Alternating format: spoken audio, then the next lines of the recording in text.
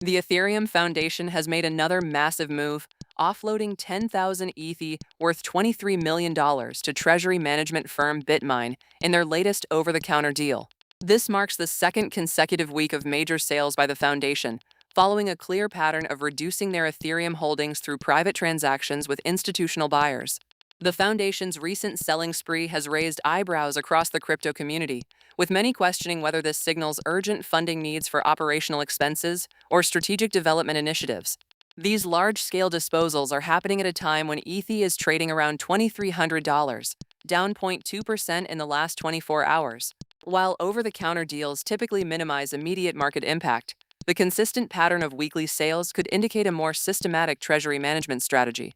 The timing and frequency of these transactions suggest the foundation may be diversifying its assets or preparing for significant expenditures ahead. Brazil's central bank has delivered a major blow to cryptocurrency adoption by prohibiting the use of digital assets and stablecoins for cross-border payment settlements. The Banco Central do Brasil announced the comprehensive ban affects all international transactions involving cryptocurrencies, marking one of the most restrictive regulatory moves in Latin America's largest economy. The decision specifically targets the growing use of stablecoins like USDT and USDC for international remittances and business payments, which had become increasingly popular among Brazilian companies seeking to bypass traditional banking fees. Financial institutions operating in Brazil must now comply with the new regulations, which took effect immediately and carry significant penalties for violations. The move represents a stark contrast to other regional markets like El Salvador and Argentina, where crypto adoption has been encouraged.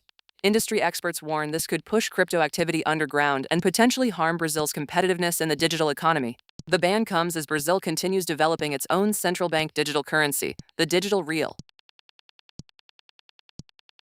The crypto industry has achieved a significant breakthrough in Washington as stakeholders reached a compromise on stablecoin yield provisions within the Clarity Act, effectively clearing the path for the long-awaited Senate Banking Committee markup. This legislative progress comes after months of intense negotiations and stalemate over how digital asset issuers should handle yield-bearing stablecoins and customer rewards programs.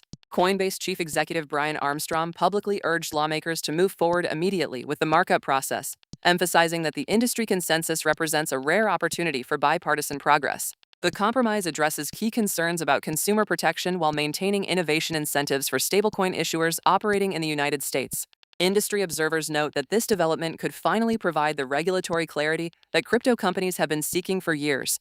The Senate Banking Committee is expected to schedule the markup in the coming weeks, potentially setting the stage for comprehensive digital asset legislation.